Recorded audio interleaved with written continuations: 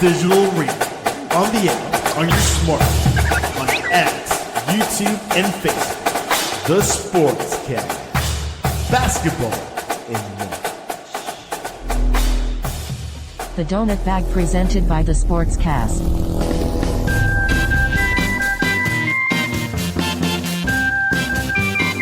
The Donut Bag, hosted by Joey Toscano. And here's your host, Joey Toscano.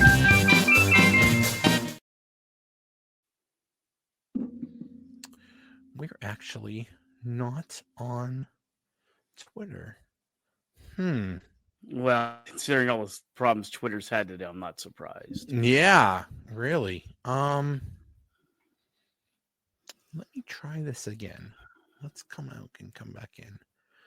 Let's see here. Hold on. I'll bring you back in. Yeah.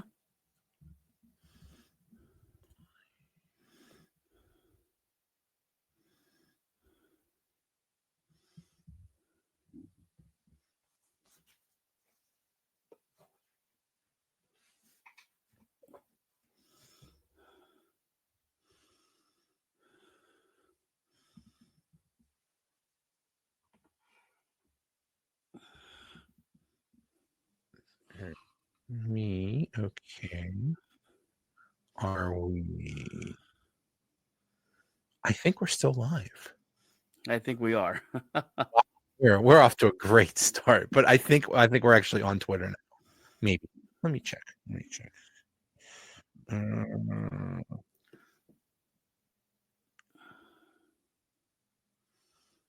No. Oh well. Oh no, wait. Nope. Okay. Yeah. Twitter's broke. Forget it. Yeah. Or it's been broke all day. YouTube. So, okay. Well, yeah. Let's just get started. Okay. Welcome to the Donut Bag podcast, part of the Sportscast Network. Welcome to everybody joining us live. If you want to join in on the conversation, join us on the YouTube channel. And while you're there, please like and subscribe. That's the YouTube channel is, if you search Joey Bag of Donuts VM7F, you can find that. And what a day. Let's start with the unfortunately saddest news. Let's talk about Craig Wolfley. We just found out today that Craig Wolfley passed away. He was only 66, gone way, way too soon. For those not familiar, he played with the Steelers for, I believe, 10 years in the 70s and 80s under Chuck Noll. And then he went into the broadcast booth. He was he did broadcasting, and his brother, I believe his name is Ron, did commenting for the Arizona Cardinals, and they sounded exactly alike. They you would have thought they were twins or something like that. And his other brother did commentary for WVU. Oh wow! Yeah. Oh wow! Yeah. So it was like it was a family thing. Yeah, he played for the Steelers, I believe, from 80 or 81 to 91. Then finished out his career in the Vikings. But he was also, I don't know if a lot of people realize, but he finished 5th in the world's strongest man competition. So he was, one of those guys who was in that too. But the thing about him was his kindness, and I was sharing a story with you, back at training camp this past year, and we went to dinner, and it was with me, him, and another person, and the waitress says, "Okay, I'll take you to your seats," and she has the menus. We didn't get to our seats for like 25 minutes, because eventually I kind of got there. But Craig, everyone knows Wolf. Hey, yeah. Wolf, how's the team look? Hey, Wolf, what do you think about this? Hey, Wolf, and he would oblige. If you wanted anything signed, if you wanted to talk, if you wanted a selfie, where some of these guys, and rightfully so, they're kind of protective about their, privacy and whatnot, and sometimes have the back end of the restaurant or a private room reserved, or that wasn't Wolf. And two things with that, Joe. I remember saying to him, "How do you ever eat?" And he said, "Oh, I eat." And he said, "I'm the king of doggy bags." And found that funny. But we never really strayed into politics or religion on this show, which I don't think anybody would tune in and expect it. But the one thing I'll say, whether you're faithful or not, his faith was undaunted. He lost his brother. He lost Tunch. There's a lot of reasons for him to give up on his faith, and he never did. He was very faithful to the end. He was in a men's prayer group. Now, I did a men's prayer group with Tunch a few times, but then I guess he was in there a few times. My friend David would go to that prayers group with them. And as you said, he went to your church, but he never, ever lost sight of that. And I think that helped him with how gregarious he was and how open-minded he was and how willing to talk to whether it was my son Liam at a Chuck Noll event or to my family or to whatever. It's just the way he was. It was hard to see that he died today. It was emotional to get that. So sad. Yeah. 66 is just way too young to go. Mm-hmm. I think it caught everybody by mistake. I mean, he was just working, the Steelers games a couple months ago. And it sounds like he had a cancer diagnosis, I think just a couple weeks ago or something like that. And sometimes it happens. Sometimes it's just, F cancer, as they say. Sometimes it just takes a hold of you so quickly, and it's you don't have a chance. So just so sad. You think about that too, Joe, and I mean he's been part of a pantheon of great. We had him and Cope and Tunch. He came on board when Tunch left the sidelines and went up into the booth, right? And then Craig's on the sidelines, and I mean the two of them together. I can't tell you how many charity events we did with them, with him and Tunch together, and I mean it was like. Whatever you want to say, Ponch and John, or whatever, Batman and Robin, whatever kind of duo you can think of. Almost knew what the other one was thinking. They picked up on it, and they'd have funny things. And I remember it was so funny, and the players loved him too. And who is it's like say Steele earlier this year who had like the 4 holding calls on the one drive. And he talked about that in his 5th quarter show. He said, "You know what? I did that too." I think it was the 49ers. I think Chuck Noll wanted to kill him, and so he kind of empathized with him. Here we are, like, wanting to throw our, icy lights at the guy. And, there he is, relating to him and saying, I've been there. I held like 3 times on one play. It cost us like 60 yards in the drive or whatever it was. Well, that's why when like he would champion people that were kind of the underdog, because that was him. I just saw a clip today of he was a guard and for some reason because of injury he had to play tackle one year, and he was not the tallest guy, and he's like, I'm going against guys that are like a foot taller than me, and I mean they could just like put things on top of my head if they wanted to. I mean they're laughing at me, and he held his own, and I think like like people like Dan Moore who just got a big deal today, but everybody was down on, and like he would support people like that because he knew what it was like. Yeah, but even up until unfortunately, even his older years, like I remember doing a couple of pictures I have with my brother-in-law and I and him, and he's got you put your arm around him, and I mean he's just is built like you couldn't believe, like a brick what house that they always say. I mean he was always strong. His hand was huge, big strong hands, but the most gentle guy. And I had to step away a little bit this morning because I got the news and it was just like, I texted you. I said, Joe, did you hear? And you had, and then, I mean, just, Tunch had been ill for a while. He knew it was coming, and I think Wolf struggled seeing him go through that, but was there for him. And then for Wolf to turn around and however long ago it was to be gone in a matter of weeks is just shocking to all of us. And he was one of those guys, one of those old school throwbacks that had a personality. For some reason, the announcers and the commentators now are not allowed to have personalities. They're supposed to be very bland. And he would just, he would just come up with the craziest sayings and the way you said it, brother. And it was just so, it was just so entertaining. Yeah. The imagination. It was just so entertaining.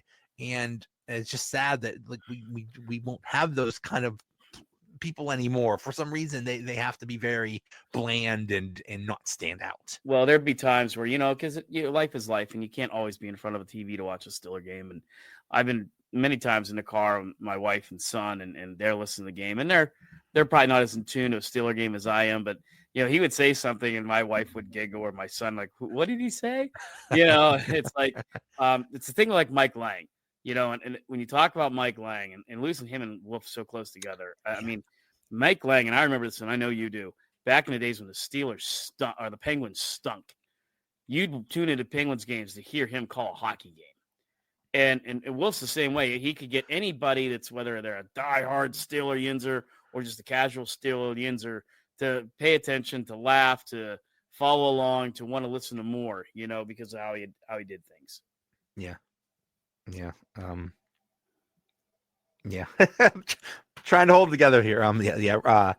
Mark Condolences to his family, and rest in peace. It was absolutely. It hit hard, because I don't think a lot of us knew, like I said, it seemed pretty sudden. I know on DVE this morning, like, just, their entire broadcast just came to a halt, and they switched from nonstop Steeler talk to just talking about Craig Wolfley, and that's no, you never heard a bad thing about him. He was just such a great guy. So he will be praise to his family for sure.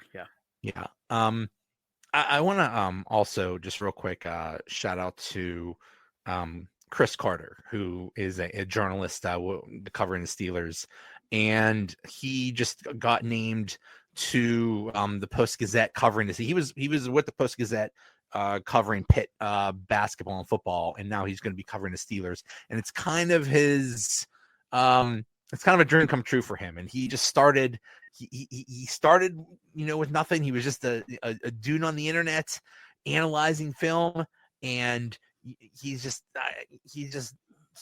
keeps going up and up, and he just the cream rises to the top, as they say, and he is just so good at what he does. Such a good guy. When he was starting out, and I was starting out this podcast, I just messaged him and said, "Hey, would you like to be on my podcast?" He's like, "Sure, let's. Where do you want to meet?" I'm like, "Well, what do you mean meet?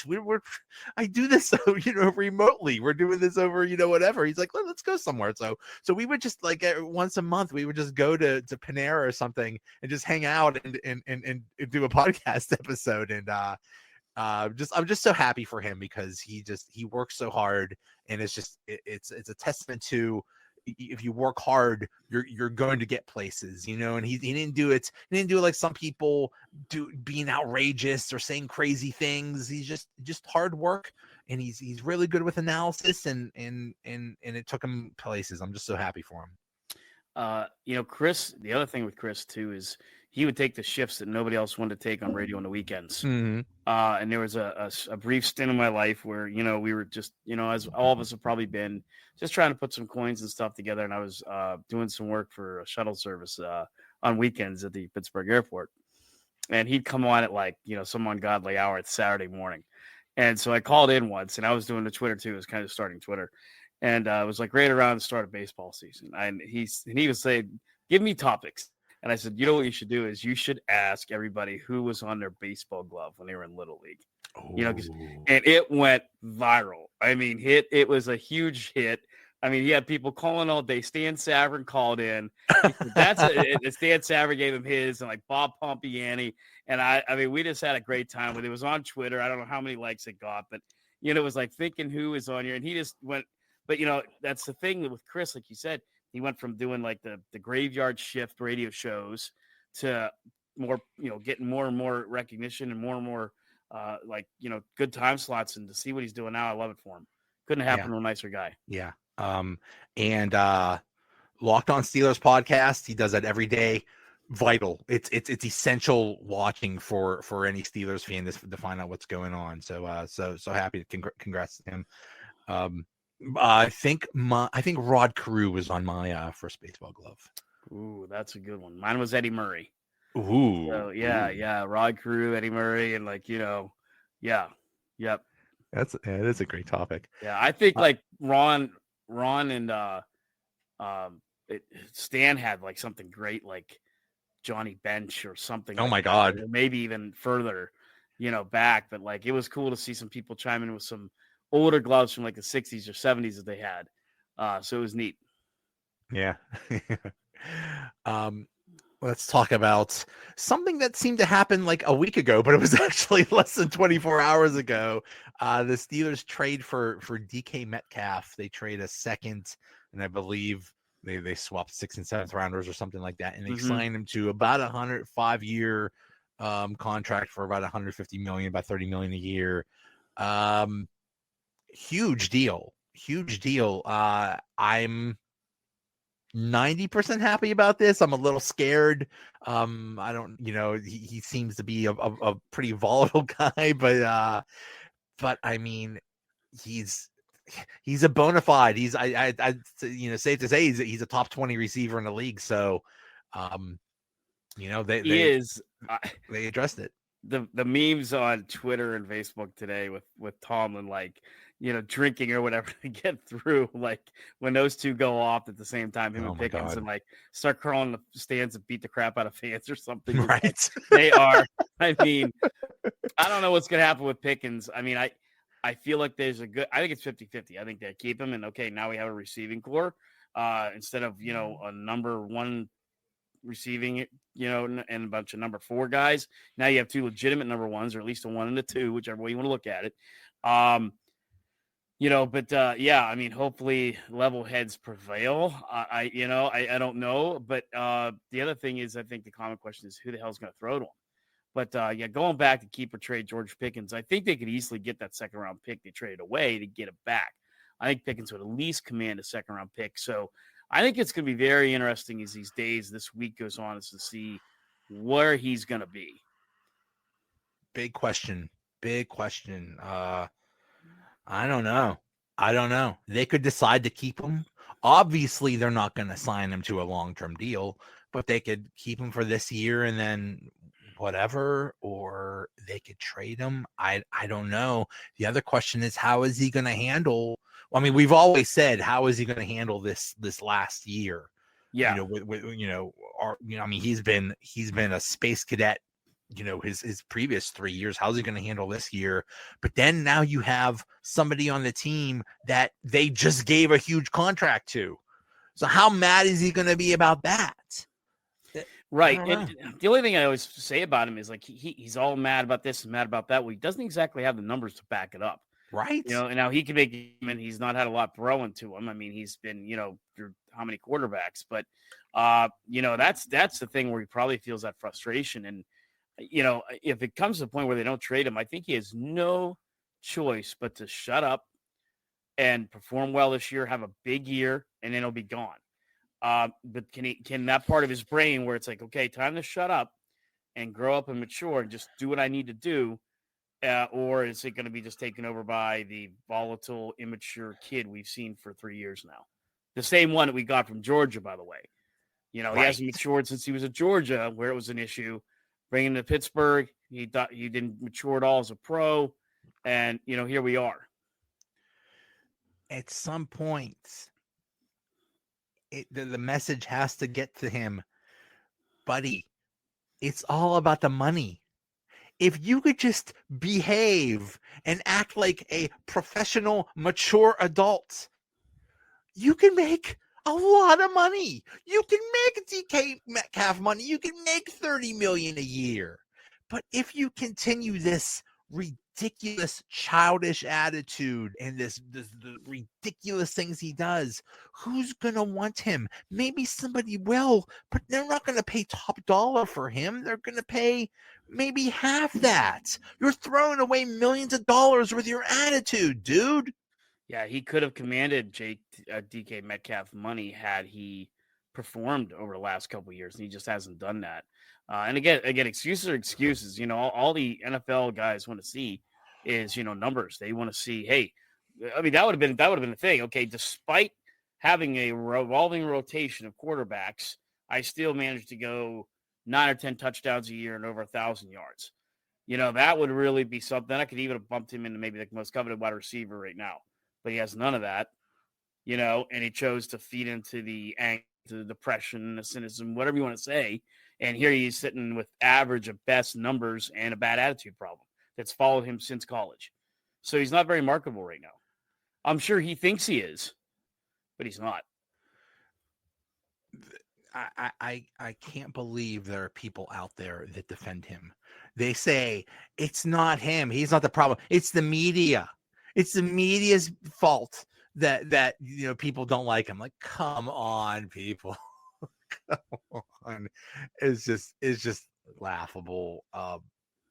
But we'll see. We'll see. Maybe, DK Metcalf in many ways is kind of like George Pickens. We've seen DK Metcalf not just like push defensive backs, they get into full wrestling matches. I mean, this is like a normal thing. The difference is he is built. Oh my goodness. He's big. He's 6'4". He will throw you around. I mean, there's oh, go ahead. He was just built like a Greek god. He just muscles on top of muscles. Yeah. He could be in the WWE next week. But yeah, no, he's definitely a guy. They got the receiver that we all had hoped that they would get. So they've addressed the receiving issue, which we said is a glaring issue. There's still a multitude of others that they made some attempt to get to today, but yeah, I think right now the more interesting thing is what are we going to do at quarterback and what's going to go on with Pickens in the next 3 to 7 days. Yeah. Or in the next month or so, with the draft, until the draft. Yeah. So we'll see. I mean, but if they do that, if they do decide to trade him, you're almost at the same exact situation you were a year ago. It's like you have one good receiver and then a bunch of crap. So, I saw, hey, I don't know. We'll see. I mean, it's very early. Maybe Cooper Kupp. I just saw Darius Slayton got re-signed by the Giants. Mm-hmm. We'll see. I'm not sure how excited Darius Slayton is, but yeah, well, that's the thing. It's what else is out there. Nation Thompson says, keep GP, let go of Russ. F. Rogers too old. Steelers need to draft quarterback Donovan Smith, is 6'5", 215-pound quarterback from Houston. He's a beast in the next big back. I don't know anything about. I've never heard of this guy. Yeah, I know of him. I mean, well, first of all, the problem here, Nashawn, sorry if I mispronounced your name wrong. Keep George Pickens, okay, but if you let go of Russ and F. Rogers, who's our quarterback? Right. And if you think Donovan Smith's going to step in here right away and be delivering, you're sadly mistaken, in my opinion. Yes, I watched him play 1 or 2 games this year. I'm by no means a Houston Cougars expert, but I'm aware of the kid. I don't think he's I think he's probably second tier. To Nashawn's point, though, I think we could probably get him in a later round and not have to give up a first-round pick, and he may turn out to be, a special kid. But, a lot to see there. I really don't respect the conference that Houston plays in. It's a pretty easy conference. But, no, I'd much more – and Joe knows this. I've been saying this since, this past fall. I'm a Jackson Dart fan, and his stock has been rising, and if you can Jackson Dart in the second round, I'd much rather have Jackson Dart than Donovan Smith. But either way, you have, we'll talk about the quarterbacks in a second, but starting a rookie, no matter who it is, that's just not going to happen. Well, it's probably not going to happen. It's probably not going to happen. But here's the thing where, Nashawn brings up a good point is that, and this is where I'm kind of sitting, is whether they bring in Aaron Rodgers, which I'm not a big fan of, or now we're stuck with Russ. Our youngest quarterback would be 37 years old. And I don't care what you say. I mean, I feel like the NFL younger is better. Yeah, you can add a veteran here or there, but when the leader of your team is either 37 or 41 years of age, I worry about that, and so it's what you have to ask yourself is, are the Steelers rebuilding, or are they trying to win now? And that's where I think there's a little bit of confusion on our identity, because I think I'm in the point where rebuild. So to his point, bring in Donovan Smith in the second or third round, and hopefully he has a shot. But I don't think you can just get rid of Rodgers and get rid of Russ and just we're going to start with Donovan Smith right out the gate. If you're totally rebuilding, then you can, but I don't think the Steelers are doing that right now. And they're not going to. They're not. Right. They're not going to be. In fact, it seems like with the moves they're making, getting older people, it seems like they're in win now mode, which is laughable. But But yeah, let's talk about what happened with the quarterbacks. So before today, or we up leading up to today, we heard, well, it's between Justin Fields and Russell Wilson. It's going to be one of those two. And okay, let's see what happens. And it seemed like they were leaning toward Justin Fields. But as time went on and as we got closer and closer to today, we still didn't get a deal done. And the Steelers wanted to get one. And they didn't. Go ahead. The Jets are saying now, like, technically they don't have to release him until Wednesday. So that's what the Jets are saying now, and the Steelers wouldn't be able to make an offer to him until Wednesday. So that just came out. Russell Wilson? Aaron Rodgers. Aaron Rodgers. So I don't know why the Jets are doing that. Like, I don't see the big need for that, but, you can do that until Wednesday. So it looks like the Jets are playing games a little bit. I think a couple reports were out there. In fact, it seemed like Big Ben let it slip this afternoon on the Pat McAfee show. I was watching that a little bit while I had some lunchtime, and he said that, well, he understood it that Aaron Rodgers has an offer on the table and Steelers are waiting to hear back. Well, that tends to be probably not true. I'm not saying Ben was lying or maybe he misheard, but until the Jets officially release him, they can't make an offer to him. So, you're right. I mean, we're still here. We're not sure what's going to happen. And yeah. But it's just this whole dynamic with Justin Fields is fascinating. What happened last year, that they bring in Russell Wilson and then Kenny Pickett says, screw you, trade me. And so they trade him and they end up with Justin Fields. It's like, oh my God, we got Russell Wilson and Justin Fields. This is crazy. But it was Russell all along. Everything was all about Russell Wilson, pole position, blah, blah, blah. Even when Russell Wilson got hurt, it was still all about Russell Wilson. Even when Justin Fields went 4-2, it was still all about Russell Wilson. And I think that bothered him.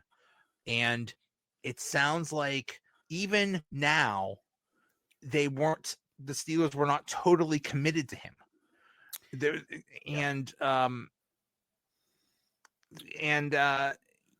It's just I think Justin Fields just got sick of it.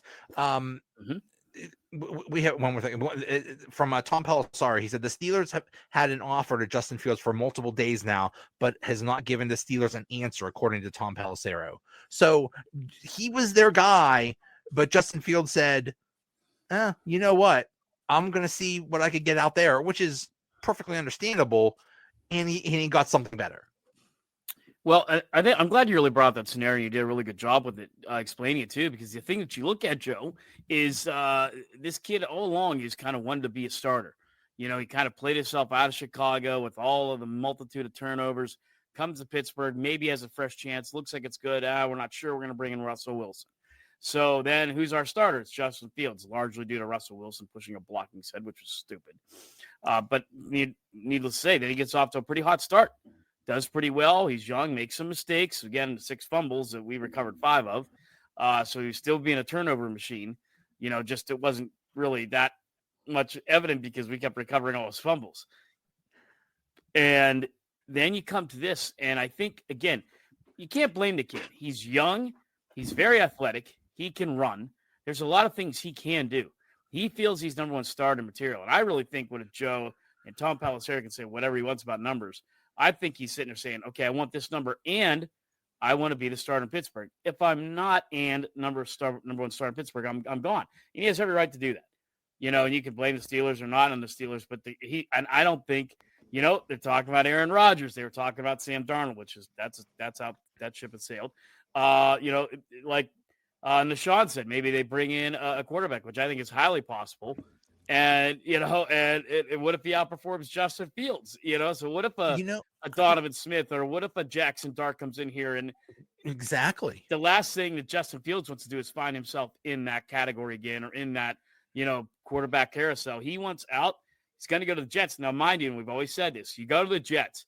Let me tell you something from working in it for a few years. The New York media is brutal. Yes. Nobody comes close. Pittsburgh, Los Angeles, Chicago, Miami, whatever.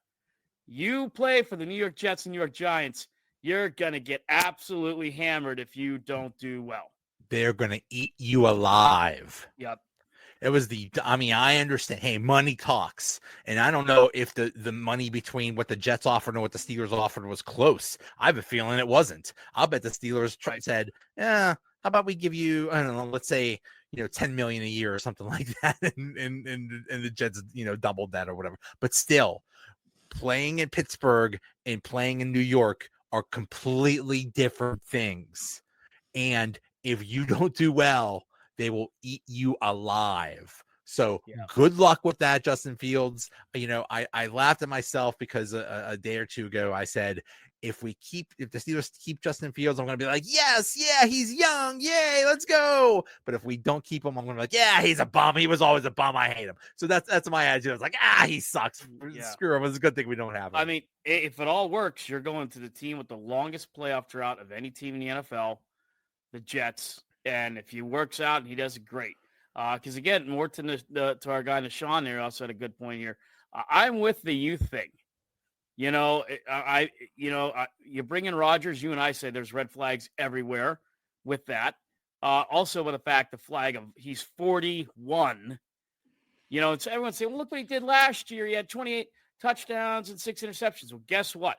Russell Wilson had 24 touchdowns and 3 interceptions his last year in Denver, which looked pretty good. And until he got here, and again, I mean, we're just growing older, but not up. It's a Jimmy Buffett song there, but we're growing older, but not up. And, we need to kind of grow up and grow younger at the same time. So I would have been fine. I know this is probably the unpopular opinion. If they would have kept Justin Fields and gave it a shot, I probably would have been okay. Like, all right, let's give the kid a shot. Turnovers aside, let's see what he can do. But now I'm just not as excited about, these guys. It's not. Well, now that Justin Fields is out of the picture and Sam Darnold is out of the picture, basically your two choices are Russell Wilson or Aaron Rodgers. And we're getting reports that it sounds like it might be Aaron Rodgers. And honestly, that disgusts me. I think that's a terrible decision. And I'm pretty upset about it, but people seem to like it, and okay, fine. I can't get over. There's just so many red flags. First of all, how many 41-year-olds have there been playing NFL football? You had Tom Brady a few years ago. I remember Warren Moon did it. Brett Favre did it, and these are your skills are so diminished. And look at Aaron Rodgers last year. Like, yeah, he had some good games statistically in garbage time or something like that. So what? Wait, how do you look at when the Jets came here? The Jets came in Pittsburgh. How do you look at what Aaron Rodgers did in that game and say, oh yeah, we need to get that guy? You've got to be kidding me. When you look at that thing, and nobody ever seems to mention this, is when Tom Brady went to the Bucs, that was a pretty good team that he went to. Yeah. Good receiving, really good line, decent running backs, a very good defense. Same with when Peyton Manning ended up in Denver. He was going to an elite defense. Pretty good set of receivers and running backs, a fantastic offensive line. That's where I think a 41-year-old quarterback kind of can thrive. Like, take a guy like him and put it in a team that's very established. All we need you to do is not make mistakes. We have the talent for you to throw to. Okay, we got DK Metcalf. I understand that. But I don't know if we're established enough for a 41 or 38-year-old quarterback and sit there and thrive. I just don't. That's why I think with Fields, at least they grow together. And at least Fields can outrun some of that and deal with that poor offensive line like he did last year. Yeah. But, and that's the thing, like, what are you willing to do? Because, like, you take a guy like a Donovan Smith. One of the knocks on Donovan Smith is he doesn't get past his first progression really well. He stares down receivers a lot. That's why a lot of balls got knocked down. His deep ball was a little inconsistent. Now, that's stuff with a good quarterback coach you can remedy. I get that. But what are you willing to do? Are you willing to take the Donovan Smiths of the world or the Justin Fields of the world and mold them and work with them with a guy like DK Metcalf and George Pickens? Or is a guy like DK Metcalf and George Pickens going to, go rip his head off because he's a rookie quarterback? Because that's the other angle of it too. right? To Nishan's point, the other angle is DK Metcalf and George Pickens are not going to do well by week 5 if the balls are sailing behind them and over their heads, and like they got to bring in a rookie quarterback. So the Steelers have put themselves in a very awkward position with all this quarterback carousel. This is just all a result of everything that's happened for like the past 5 years. Warren Sharp, who is a brilliant football analyst, he had an article today that said basically the Steelers screwed up by not having a proper Ben Roethlisberger succession plan. They got their only succession plan while he was playing was Mason Rudolph. And we saw how that turned out. Right. Then it was Kenny Pickett. And we saw how that turned out. And now look where we are. We are in quarterback hell. We are trying to get scraps and 37-year-olds and 41-year-olds. And maybe they'll release Kirk Cousins, or maybe, hey, let's go get Danny Dimes. I mean, we are in quarterback hell right now, and it has the potential to destroy the entire season. What destroyed the entire season last year was them not getting a wide receiver. Well, what might destroy this year is them not getting a quarterback. We've said this, and I'm not trying to pat ourselves on the back. We've been saying this for a few years now. Even when Ben was ending his career, we're going to be in Terry Bradshaw part 2 if you don't fix this. And here we are going right through the plethora of quarterbacks that came and went after between Terry and Ben, and that's what you can't do. Like, not that you could do it in the 80s and 90s. You kind of could get away with a decent running game and an average quarterback. In this day and age, with how prevalent passing is, you can't F up the quarterback position. And and I saw somebody else put this on today, like they're like the Pirates right now of management quarterbacks. I mean, it's badly mismanaged, and who knows? But I can tell you this, whether we get Aaron Rodgers this week or whatever, if Aaron Rodgers or Russell Wilson's our starting quarterback going in week 1, I'm not that thrilled about that. It's either way. Either way, even if we had Justin Fields, that's not an ideal scenario either. We're just in quarterback purgatory, and we're hoping it gets better in 2026. And we're hoping it's like, well, the draft is here, so maybe we'll draft someone. Well, yeah, if you're non-Catholic, if you want to know what purgatory is, this is it. We're not exactly quarterback hell. We're not in quarterback heaven. So we're kind of quarterback purgatory now. And what did Paulie want to say to Sopranos? You add up all your mortal sins, you divide that by 6, and that's how many years you spend in purgatory, whatever he said. That was a great episode. But that's what it is, I mean, I guess right now we're in there 5 years, multiply that by 5. I don't know. But we're there, and that's where I am a little bit more intrigued by who could we draft. It's a mediocre to above average quarterback draft. It's not great. It's not awful. But I think you could easily swing and miss in this quarterback draft. Easily. You got to do this right. There are a couple guys that could work out. But, again. Okay. You said something perfect. It's easy to swing and miss. So you know what you do? You keep swinging. You keep drafting. I say draft a quarterback every damn year. And I'm not talking about in the first round or something like that, but I'm talking about in the 3rd round or the 4th round or something like that. You never know. Look what the 49ers did with the 49ers are the exact example of how crazy it is to pick a quarterback. They traded 3 first-round picks for Trey Lance. And then they just happen to pick a guy in the 7th round, and he happens to be really good. We just don't know, but just keep swinging, and you might hit something. Yeah, no, it is. And I mean, like I said, there's a lot of guys out there that you might just strike gold, like the Patriots did. I hate to say it, like the Patriots did with Tom Brady, right? I mean, you could strike gold. Will any of these guys be another Tom Brady? Hell no. But if they're mildly in, decent enough to get you there, then you might, So, yeah, I mean, I guess that would be me thinking. I'd be moving on, Joe. If we get Aaron Rodgers, great. Now I'm kind of interested to see who we can get to draft, and what that guy could be capable of. Either way, either way, I mean, the question is who's going to be your starting quarterback, but the other question is who's going to be your number 2. Is it going to be someone they draft? Is it going to be Danny Dimes? Is it going to be who knows? Who knows?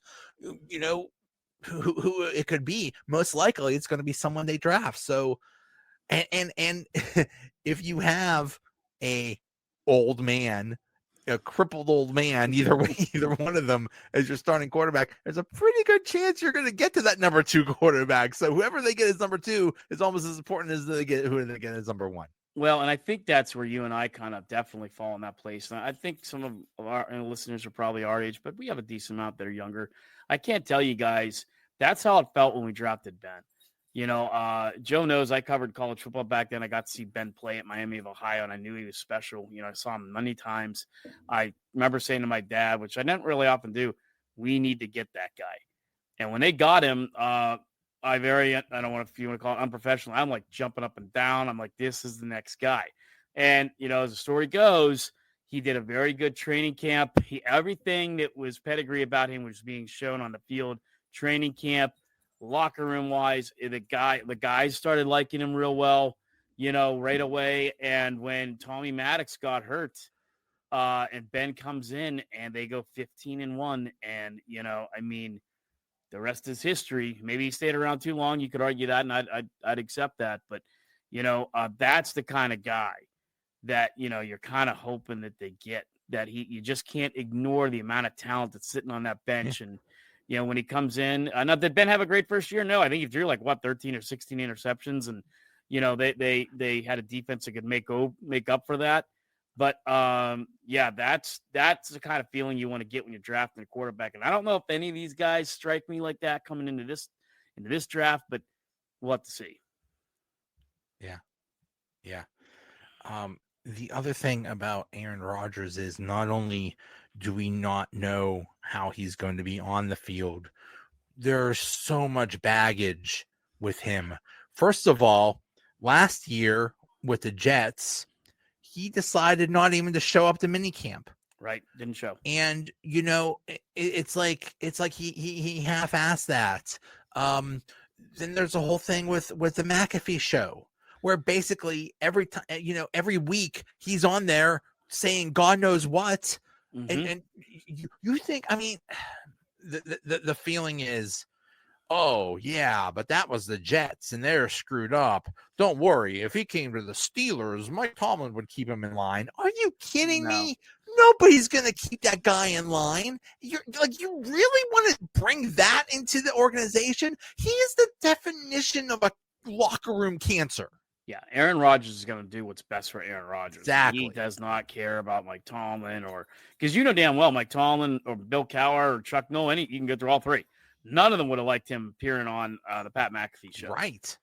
At all. None of them would have liked that at all. You're going to hear my dogs there for a minute. I got my own version. I agree with your dog. Yeah, the dog's right. Yeah. But no, I mean, that's the thing I think. I mean, you want to bring in a cancer. That's it. I guess at least with Russ, you know, you have him there and he has some history with DK and, you know, maybe there and I don't know. But I guess that's where I'd be a little more comfortable at this point is if we're going to keep one of them, keep Russ, draft somebody and hope the draft works out. Hey, Russ, he is annoying too, but he's an annoying in another way.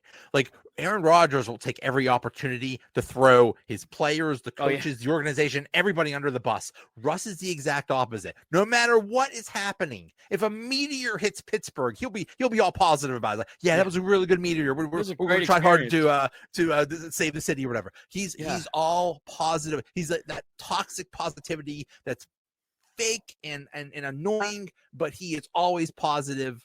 But the thing about Russ is we know, I mean, the offense for a while actually clicked under him. They were at one point they were scoring almost 30 points a week. And what is he really good at? The deep ball. And who do we have right now? We have two wide receivers that are really good at catching the deep ball. So maybe that might work. That's where I'd feel better too. Again, like I said, that crap with Aaron Rodgers, it didn't go well in New York. It sure as hell is going to go well here. And if they do bring in Aaron Rodgers, we might as well do, Joe, when we do our preseason or draft pick, we might as well have a special episode to pick which Steelers coach is going to lose their job because Aaron Rodgers is going to throw them under the bus. Right. And by week 9, they're going to be Yeah. out of a job. That's the kind of doom and gloom Aaron Rodgers brings with you. And Oh my goodness. Yeah, we're just in bigger purgatory. I put out a poll, like, who would you rather have? And Aaron Rodgers leads with 35%, Russell Wilson 22%. Literally anyone else is at 30%, and a meteor hitting Pittsburgh is at 13%. So oh, it's up to 13. it's up to 13. Yeah, so up to 11 let's go last meteor. Yeah. In other free agency news, apparently they're getting Darius Slay. Maybe not. They did. I think they got him. Darius Slade has had a great year with Philly. He was part of that defensive backfield comeback. But again, they're getting older. He's 34. He's 34. Right? Dante Jackson's gone. Dante Jackson's now a Charger. And you can say what you want about Dante Jackson's game, but he did pretty well in the nickel package. He did pretty well covering, wide receivers. He made some picks. I thought he did great for what we got him for. I would like to have seen him hang on to him at 29 and build on defensive backfield, whether he's a depth guy or whatever.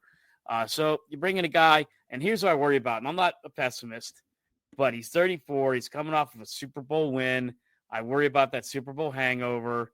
You know what I mean? I mean, how committed and geared up is he to play for the Steelers and do well? Maybe he is. I don't know. But a cornerback at 34, and he's not going to be a depth ad. He's going to expect to start. But what balanced out that well is he was an older cornerback, and they had some younger safeties, and of course Cooper DeJean, a guy I wanted really bad that we didn't pick, and had a hell of a great year this year. I don't know. Not overly excited. It's a decent ad, I guess. Can't be too picky, but at 34 as a cornerback in the NFL, not jumping up and down. There were other cornerbacks available. I don't understand why they chose him. I don't know. That's an odd one. I heard that it's basically an endorsement of Corey Trice, and hey, cool. I mean, I would love to see Corey Trice do well, but I would also like to see Corey Trice, period, because the dude can't stay healthy. Right. And I told you, when they picked him from Purdue, like watching him play at Purdue, he's phenomenal until he had the other one ACL and then the MCL and then the ACL. And like what happens when he comes to the Steelers, everyone was worried about his injuries, and he was injured for some time. He spent time on the IR this year. He's a great kid. He arguably, without the injuries, he would be our starting cornerback for years to come. He's the guy, but he's also badly injury prone. And I just don't know if you recover from that. You just can't. And maybe Rod Woodson did it right. But to have like multiple knee injuries, I don't know how you think Corey Trice is going to be reliable. The best availability is availability. But the Najee Harris is closest to the signing with the Chargers. So it's the Chargers because the beginning of the week or the weekend it was the Chiefs. Which I think he would be a tremendous signing with the Chiefs. And here's the thing with Najee Harris too, and it's not like we're always wishy-washy, but yeah, his stats aren't bad. It's kind of what we were saying earlier about Pickens. He's had that multiple 1,000 yards, all-purpose yards, whatever, on a pretty stinky offensive lines.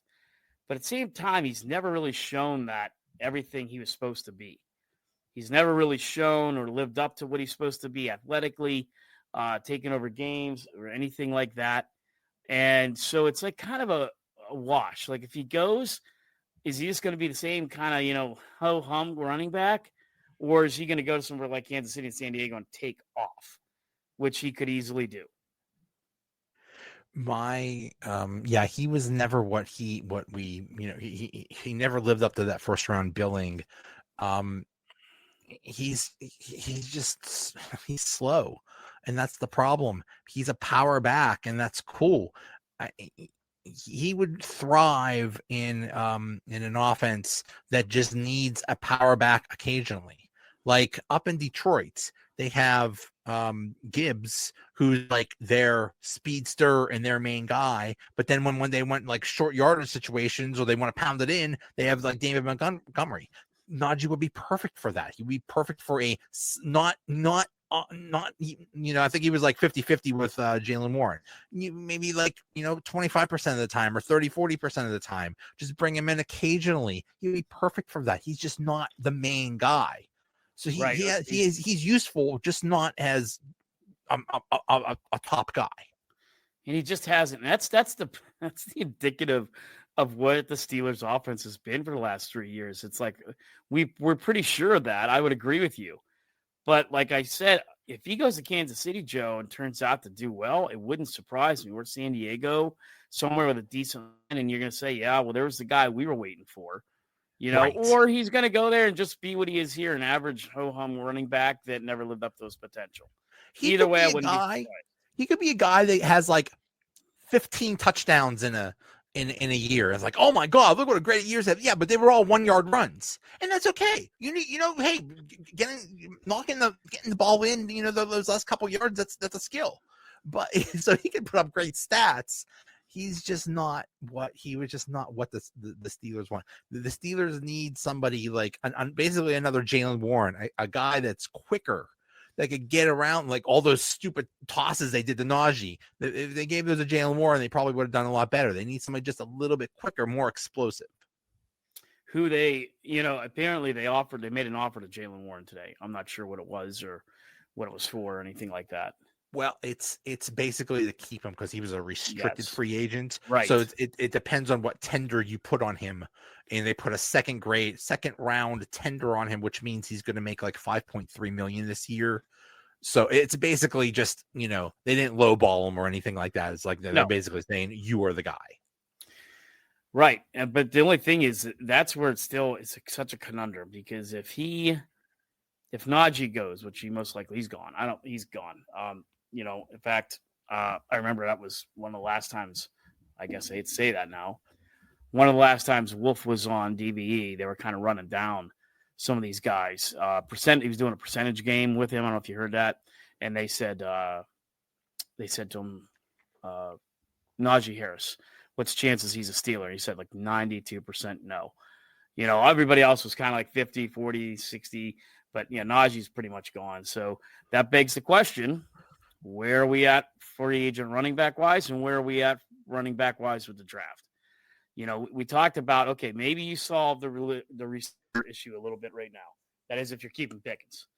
But you still have a running back hole you got to fix. You still have defensive line you got to fix. There's just so many holes right now, which to me is why I feel we're rebuilding more than we are trying to win now.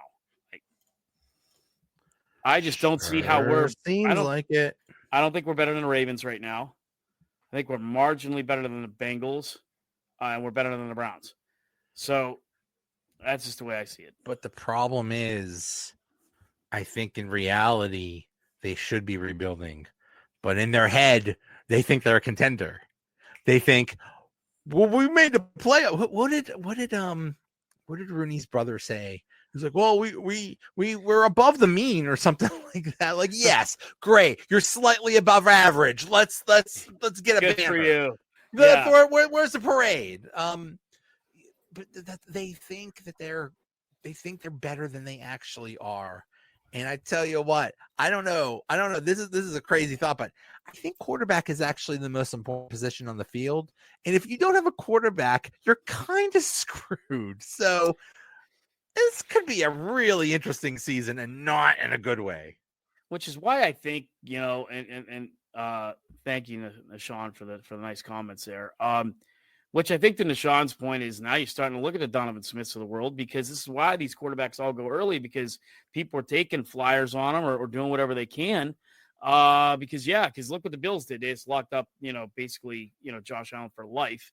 But yeah, we are, we're now in that divot of not knowing who our QB is, what our future is. To me, even if you do bring in Aaron Rodgers, it's just a temporary fix. I don't see him taking us to the Super Bowl, right? CBS put out a thing today. The teams with the best winning percentage over the last 10 years. Who's number 2? Steelers. The Steelers, Chiefs which for depressed one. the hell out of me. Chiefs for one. But guess what? Chiefs have 3 Super Bowl trophies to show for that. The Yeah. Eagles are 6th. I think they have yeah. 2. The Patriots are 8th, and they have 2. So, you can have all this winning percentage, but what really counts is the little Barty sitting on top of that bar graph. What's that playoff percentage? Yeah, right. Right. Um, What do you think about Nishan's comment here on the offensive line? well, that's a great point, Nick Sean. Okay, so he says Steelers need a new offensive line and a new defensive scheme. Okay, let's talk about the offensive line, because actually, besides the all the needs, the line is the most important thing, the offensive line and the defensive line. And it's all about the offensive line. If you have a good offensive line, you could get away with a Russell Wilson or even an Aaron Rodgers. But if you don't, I mean, look at last year. Last year, the offensive line in the middle of the year played pretty well, and Russell Wilson played pretty well. And then what happened in those last 5-6 games? Offensive line got worse. Pickens got hurt, and Russell Wilson just went straight to hell, and the team went straight to hell. But they think they have a line. They address the line. They spent a first-round draft pick on a left tackle. Well, hopefully this year he actually will be a left tackle. They spent a first-round draft pick last year on a right tackle. They drafted a center and a guard, and hopefully Sayamalo gets better. But they think they have the line, and that's it. If they're right and the line gets better, the offense will get better. But if they're wrong, if Broderick Jones is a bust, and if Fautanu, is still hurt or isn't that good, they're screwed. So this is all about the line, basically. It is funny to think that the line might be one of the strengths if everything works out. They are young. They would be the youngest starting line in the entire league this year if all those guys play. And that is something to grow with and grow on. There are some ifs there. But you're hoping the pedigree comes to light here, like Fontanu and the other guys work out to what they were for a first-round pick. Center looks good. In fact, God bless him, Wolf was huge on our center. Really big on him, was giving him nicknames. Wolf liked you if you got a nickname. So we call him Morgantown Mauler. Morgantown Mauler, yeah. And he liked him, and I think he'll only grow. He could be the next great Steelers center. So I think there's a lot to look at with the offensive line. I actually feel for the first time, Joe, we can kind of wait on the offensive line these first 3 or 4 rounds. We can go get, that defensive lineman. We can go get a wide receiver, a running back, a quarterback, whatever it is. But you're right. If they're wrong, Dan Moore is gone today. I can't believe the Titans paid him $82 million. $82 million. He's making more than Justin Fields. He's making more than a starting quarterback. And so he's gone. But yeah, so I'm sure there'll be some depth ads, maybe some free agent ads. But offensive line is yes, it's kind of concerning, but I'm not worried about it. Now defensive scheme, because there's a lot in Sean's comment here. I would agree. I'm concerned about it. I think they're working on a contract with Watt. I'm hoping that the new guy they brought in, which he did in Dallas, will move Watt around, which you and I have been calling for years, Joe. Yeah. But Dante Jackson's gone. Darius Slay's here. I don't think you'll see Cam stay around. Sutton, I think he'll be gone. Yeah. Are you going to give Beanie Bishop the start that he deserves? Because he sure as hell earned it last year, and you benched him for whatever, no reason. So, yeah, a scheme for sure needs to be looked at, and they need to figure out what the heck they're doing. I mean, Terrell Austin, again, this has got to be you can say what you want. Well, Tomlin makes the calls. Well, it's either Tomlin or Terrell Austin's fault. And if this defense sucks this year, again, then someone's got to be on a chopping block.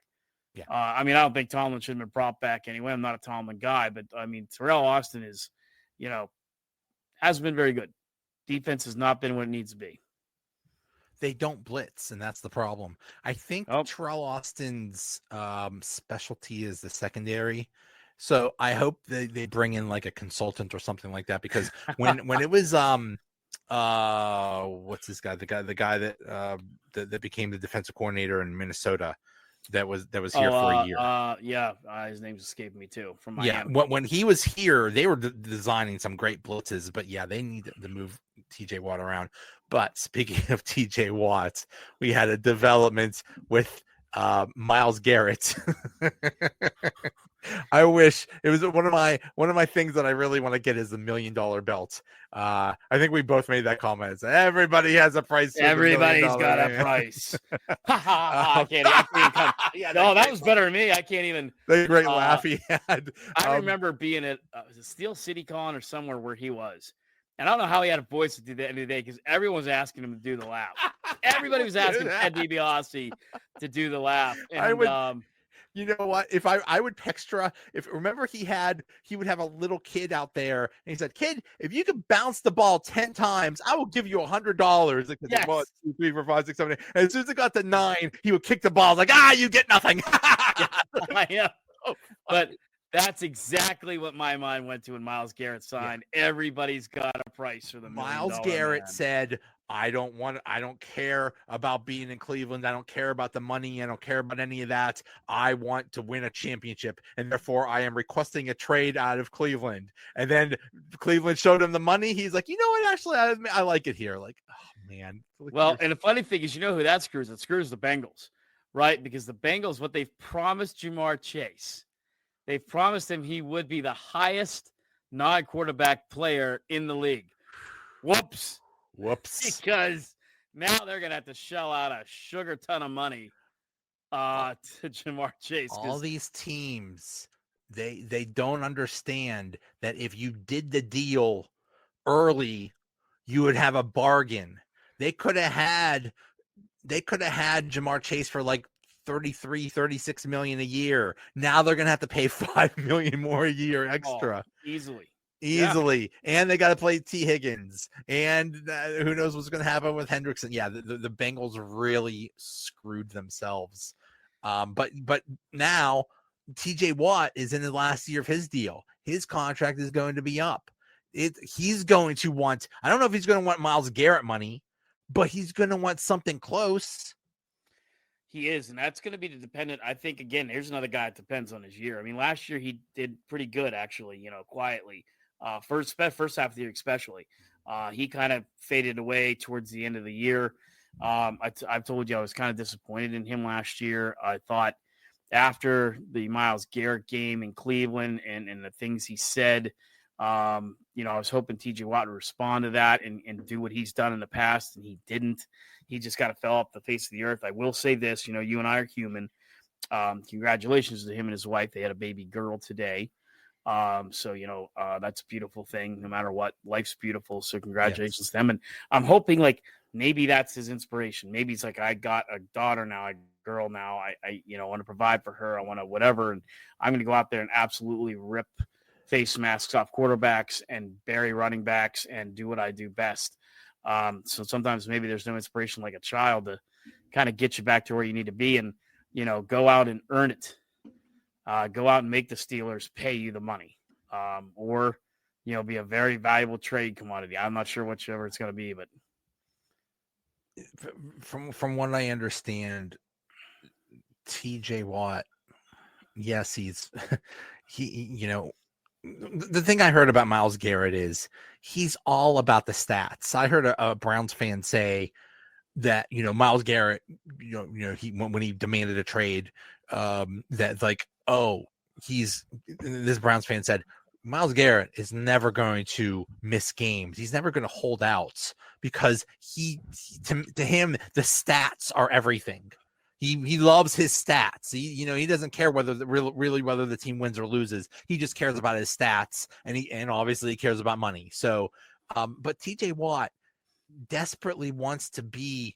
Yeah, I think TJ Watt is all right. Like if he retired today, he would be considered a Steelers legend, and he would be in the Hall of Honor, someday. Oh yeah, but it kills him that he hasn't even won a playoff game.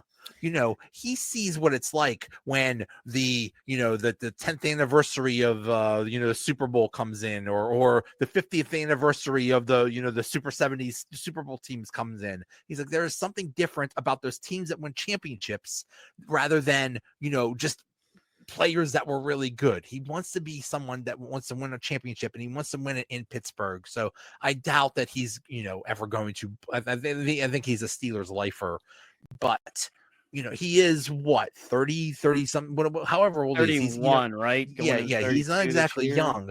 Right. So, but still, if you're going to sign him to an extension, now you're paying almost $40 million for the guy. That's quarterback money for a defensive guy. It's crazy. Well, and here's the other thing too. And yeah, he's 30 years old. He'll turn 31 this season. I think the other thing that he's seen what happened to his brother JJ, right? JJ arguably considered probably the best defensive player from 2009 till 2020 or 2019, a 10-year span. Nobody was better. He has nothing to show for it, playing for a crap Texans organization at the time. And, I think everything you said is right up until the end. I think he's turning 30, right? I mean, I could see him pulling like a Ray Bork, dig up that reference, and saying, you know what, I got to get a Super Bowl trophy. I'm going to go to Philly, Kansas City, Detroit, whatever it may possible. be.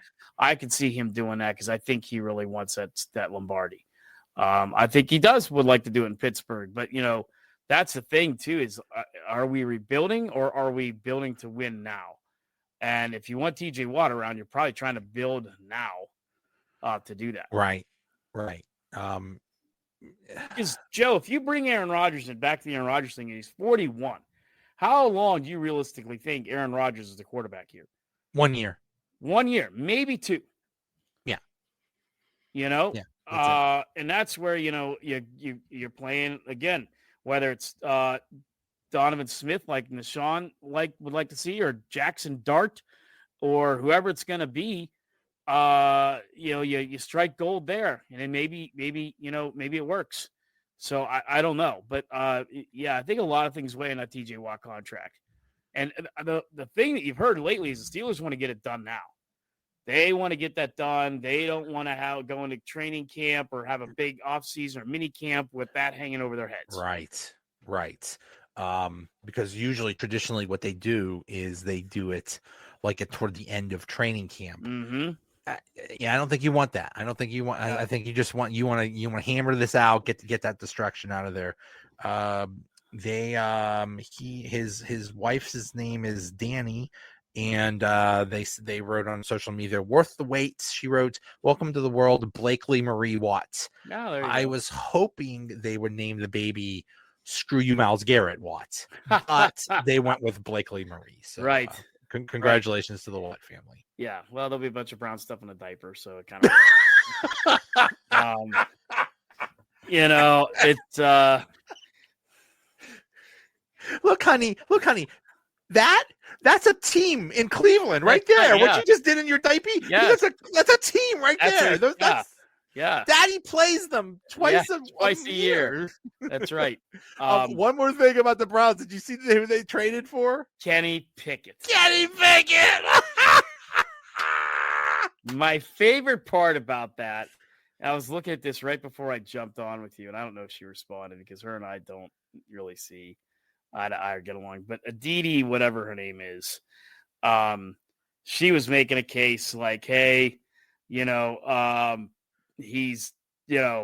she said, don't sleep on this. Pickett was drafted into a completely dysfunctional offense here, spent a year resetting and developing further in a tremendous organization, Philadelphia, and he absolutely can now take his lessons from there to compete and lead with the Browns. And I said, yes, because the Browns are known for their great judgment on quarterback talent and have a long history of successful quarterbacks. Are you out of your damn mind? Listen, I have nothing against the guy. Actually, I have a lot against him, but I'll put that aside. But anytime right now you see Kenny Pickett, you see that clip of him taking the football, and he's like, ah! It's just that the ball is throwing him somehow. Yes. Classic. Somebody took did that video, and said the Browns GM saw this clip and said, "Yeah, I got to have this guy." Yeah, I gotta have this guy. Yeah. Yeah, no, Kenny Pickett. That's just the Cleveland. That is Cleveland Browns. Imagine a Browns Steelers game with Kenny Pickett as the starting quarterback.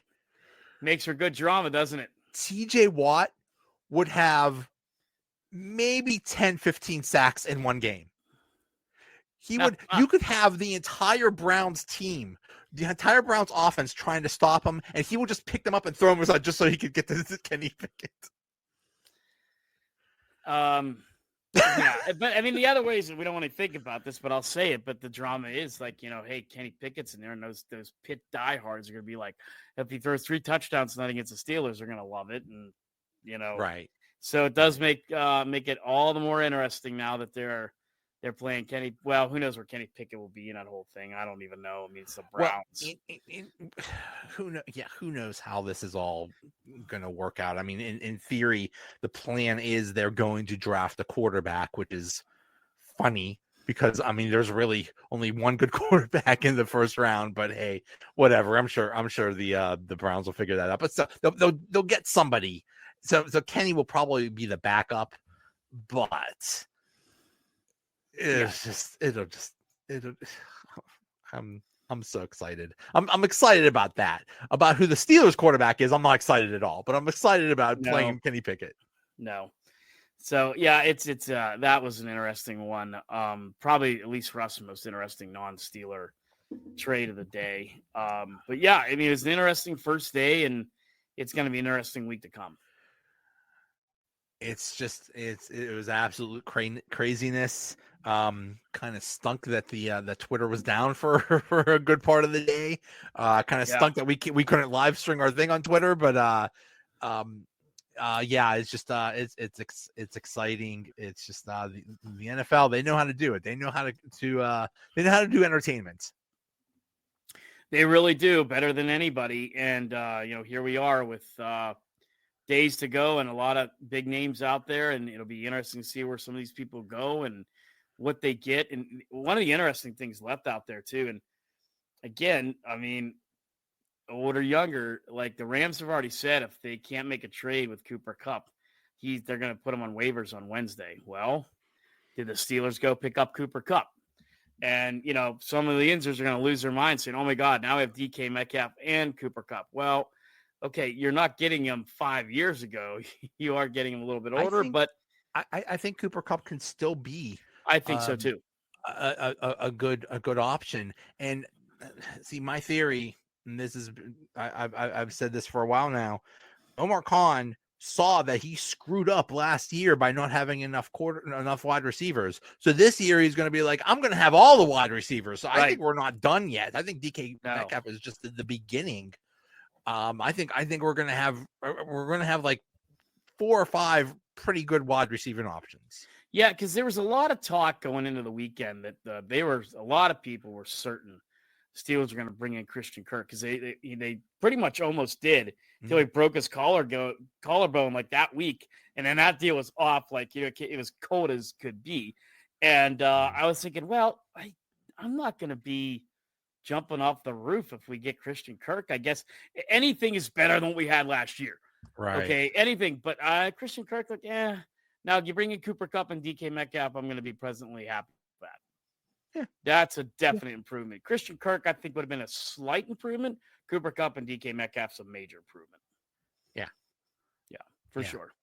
Just no Danny Dimes. I do not want to see. No. I don't even want to see. I don't even know if I want to see him as the 3rd string quarterback. Danny Dimes is like the dollar store version of Justin Fields. He's not. Yeah, he's not even Dollar General. He's Dollar Store. Yeah. Right. Yep. Oh, all right. Well, all right. Thanks everybody. Thanks. Hi, Nate and Sean. Thanks sorry if we butchered your name. But thanks for everybody for joining. Thanks, Darren. We'll catch you another time. Thank you, Joe. Always fun. We'll see you. Take care.